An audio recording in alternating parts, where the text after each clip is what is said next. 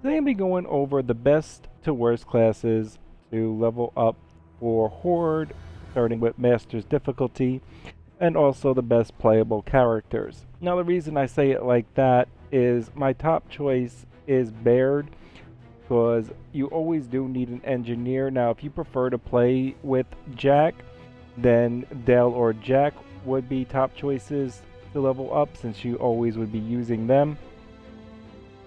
And if you prefer or just occasionally to play with a Jack, then Baird. And my top pick is Baird because Baird does go well on his own as well with Jack. Second pick is Marcus. And just a quick note, I do have Dell and Jack in their own category, so if you do prefer to play with Jack, those are both excellent top tier choices. But they're not going to be in the list. I'm just mentioning them right now. They're both top tier characters to level up because you always need an engineer, and the Dell Jack combo is very good.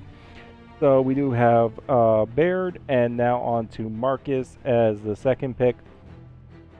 Marcus, once maxed or near maxed, can continue his living legend if he doesn't die for 30 plus waves easily. He can do immense damage. In the last game I played with JD, forget the other one who was playing the other heavy hitter. We had a Dell and a Jack, and there was one other shooter, but there was a JD and someone else, and put up 12 million damage. They were trying. I was just mowing them down. Marcus is too much of a beast. He has a very expensive card setup, but once he's maxed or near maxed, he is very powerful. Next up, we have Kate. Kate is very good on her own. Her bleed is really strong, and both engineers have overkills. So she can get overkills for free. She gets an overkill for free at the start from the engineer, and then if she needs more, the engineer can just die and get her another overkill. So in the beginning of the game, especially in Frenzies 2, she can get easy free overkills and have 2 shotguns dealing heavy bleed damage. With her ability able to go invisible and resurrect people, she is highly useful.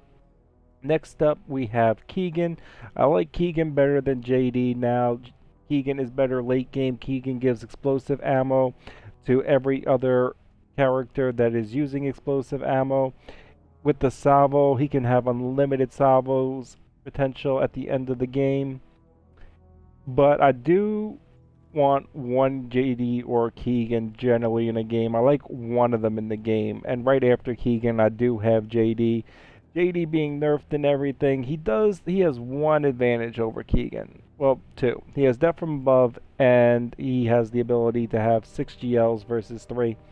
But he's very expensive to get that locker of the GLs at the start, and if you're not using the Dell and Jack combo, then JD better carry the team or you're going to be screwed. So that's why I put Keegan over JD, but I do think that you should have one of them in the game. Next up we have Foz. Foz coming in just over Lizzie as the next pick because of his ability to take out the Swarmak instantly. Overall, Foz is now a playable character. He was never at the start. He was absolutely terrible, but with his new ambush card and everything else changed on him, he actually does a lot of damage with his X-Ray. He one-shots Sentinels. He takes out Wardens.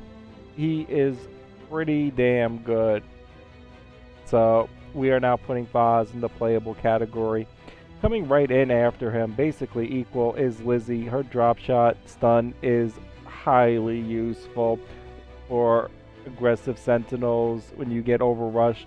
Any target that is putting in heavy damage or that actually comes around the corner, the ability to stun it for 3.5 or 4 seconds is beautiful. Especially if you're good with the drop shot and you don't miss, Lizzie is excellent, especially because she comes in with the ability to go into the silverback when you do get slightly overrun or the occasional mini boss or boss wave for fun. Next up we have Clayton. Clayton all around is pretty good. You got two ways to play him. You can play the explosive or you can play the heavy weapons.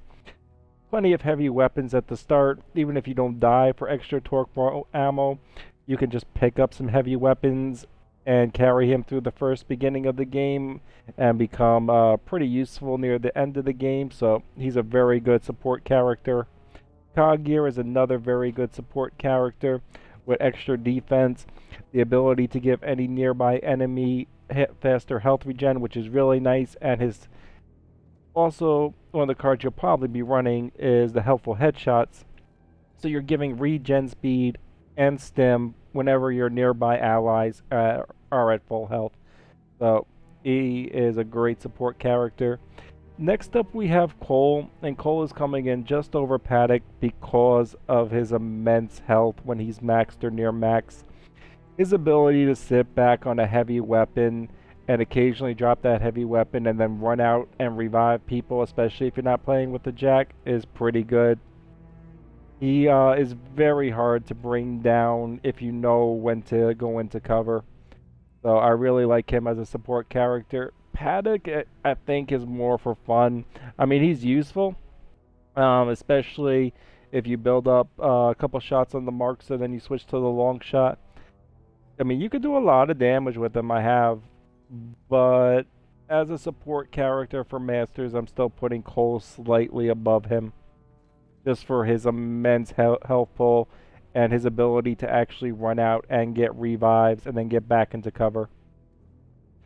And just a quick note at the end, we still do have Jack and Dell. They're both excellent. You do always need one engineer. I know personally I generally don't play with Jack now. I just play with 4 shooters. But a lot of people still like the Dell-Jack combo. And if you're one of the people that likes to play in those games, both of those characters are at the top of the list of characters that are good to level up and play.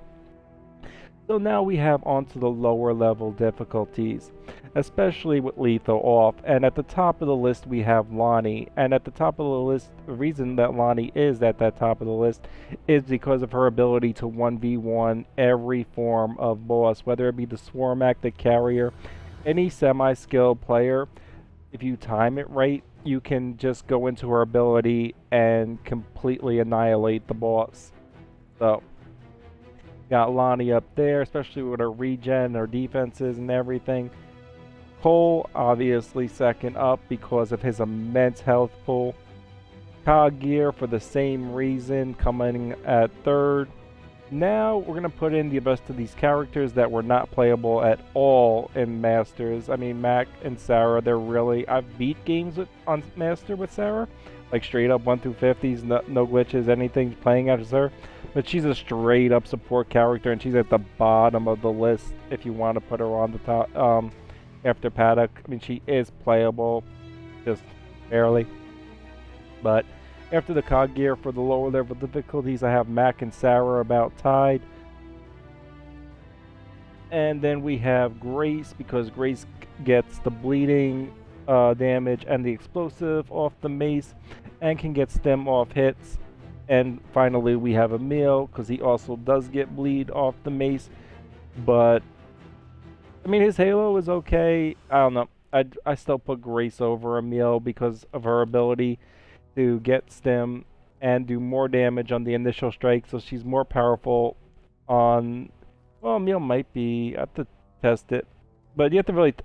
you can see how much damage Emil does with the mace, whether you like Emil or Grace better, but either or, they're definitely at the bottom of the list over Lonnie holding the mace. I'm going to put anyone with the mace to put Lonnie with the mace. And that is my picks for the best to worst characters to play and level up for Masters, Horde, and lower level difficulties. I hope that helps. And just a quick note, all the characters in my list for Masters difficulty also does apply to lower level difficulties, but if you are going to take lethal off, obviously Lonnie, Cole, they definitely get moved up the list. So does Coggear. They get moved up the list significantly because of their defense. I hope that helps.